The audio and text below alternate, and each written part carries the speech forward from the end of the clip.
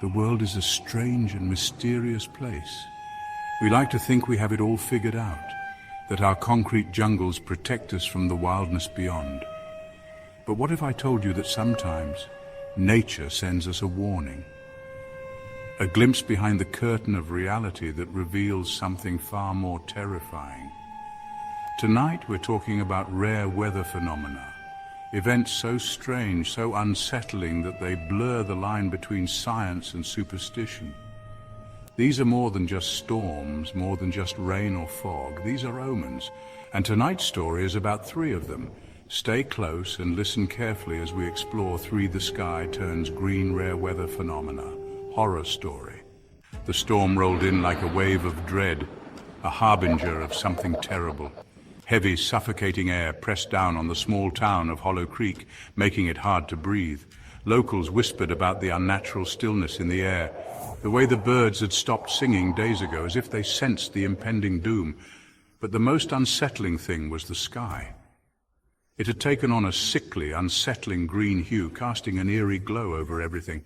Some dismissed it as a trick of the light, but the elders knew better. They'd seen this ominous sign before. They'd seen this once before, decades ago, when a tornado ripped through the town, leaving nothing but splintered wood and shattered lives in its wake. The memories were still vivid.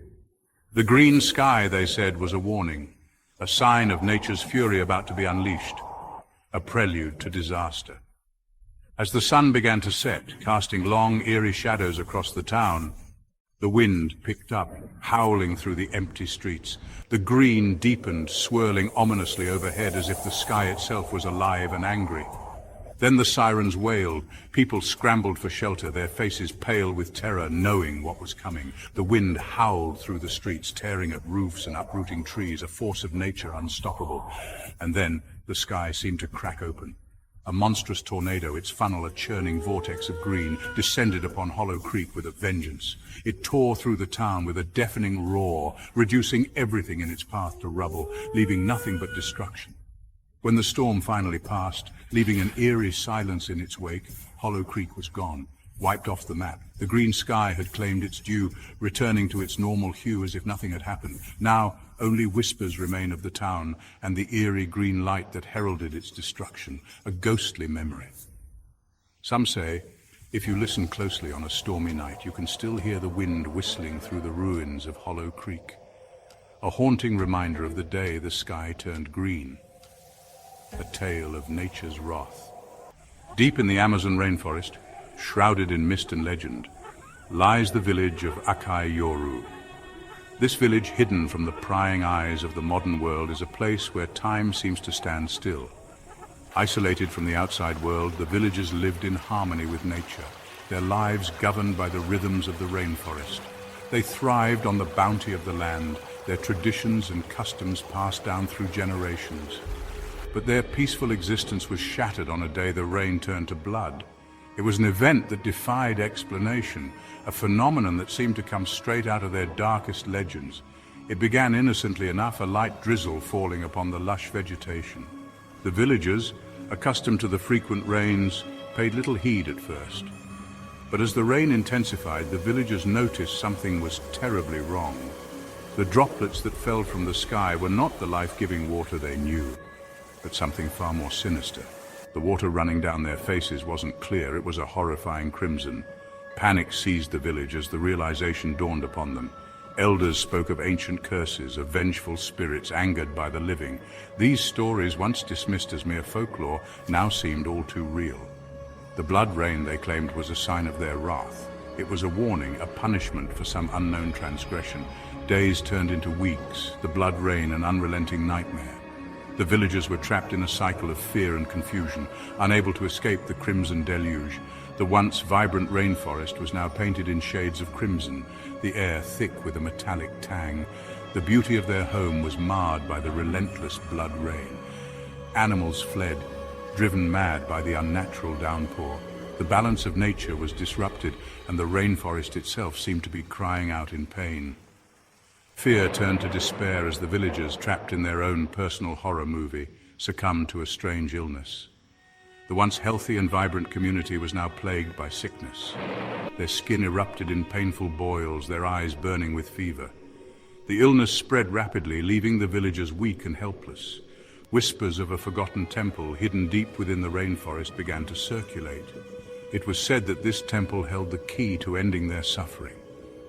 Legend had it that the temple housed a powerful artifact, capable of appeasing the spirits and ending the curse. This artifact, shrouded in mystery, was their last hope.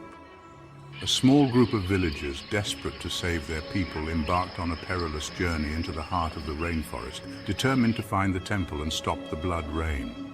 Their journey was fraught with danger, but their resolve was unshakable. But the rainforest held its own terrors, and the villagers soon realized that the curse was the least of their worries.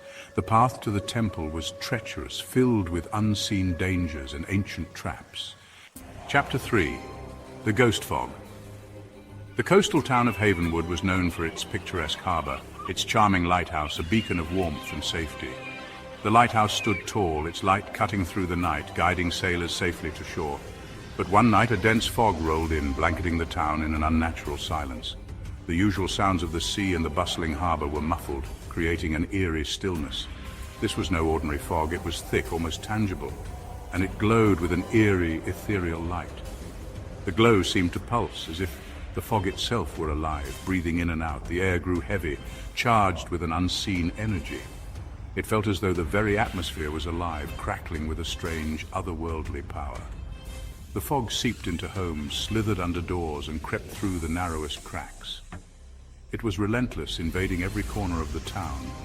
It whispered through the streets, carrying with it the chilling promise of something sinister. The whispers seemed to echo, bouncing off the walls of the buildings, creating an unsettling chorus. The lighthouse keeper, old Silas, swore he saw figures moving within the fog, shadowy forms that vanished as quickly as they appeared. He would often stand at the top of the lighthouse, peering into the fog, trying to make sense of the shapes he saw. Their eyes, he claimed, glowed with an unnatural light, cold and hungry. Then the disappearances began. It was as if the fog had a mind of its own, choosing its victims carefully. It started with a fisherman, last seen heading out to sea before the fog descended. His boat was found adrift, empty, with no sign of him. Then a young couple vanished while walking along the beach, their footprints disappearing abruptly into the swirling mist. Panic gripped Havenwood. The once peaceful town was now a place of fear and uncertainty. The fog had become a silent predator, snatching its victims without a trace. It moved with a purpose, as if it were hunting. The townsfolk, once a tight-knit community, now lived in fear, their windows boarded shut, their doors bolted against the night. They no longer trusted the safety of their homes. The lighthouse, once a symbol of hope, now stood as a lonely sentinel against the encroaching darkness. Its light, which once brought comfort, now only served to highlight the impenetrable fog. Its beam, usually a guiding light for sailors lost at sea, now cut through the fog, revealing nothing but the swirling abyss. The light seemed to be swallowed by the fog, disappearing into the void. Some whispered of an ancient legend, a tale of a vengeful sea spirit that lured unsuspecting souls to their doom. The legend spoke of a spirit wronged by sailors, seeking revenge on those who dared to venture into its domain. They said the fog was its breath, its touch a one-way ticket to a watery grave.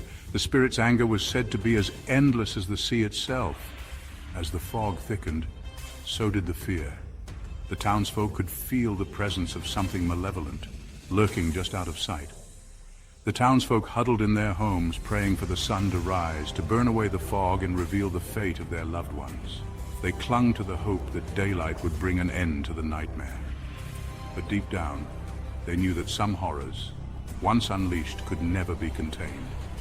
The fog had changed Havenwood forever, leaving a mark that would never fade. The green sky, the blood rain, the ghost fog. 3 terrifying examples of nature's dark side, reminders that we are but visitors in a world far older and more powerful than we can comprehend. Are these events mere scientific anomalies, or do they hold a deeper, more sinister meaning? Perhaps the truth lies somewhere in between, shrouded in mystery, forever out of reach. One thing is for sure, the world is full of unexplained phenomena waiting to be discovered. If you dare to venture further into the darkness, hit that like button, subscribe to my channel and leave a comment below with your thoughts.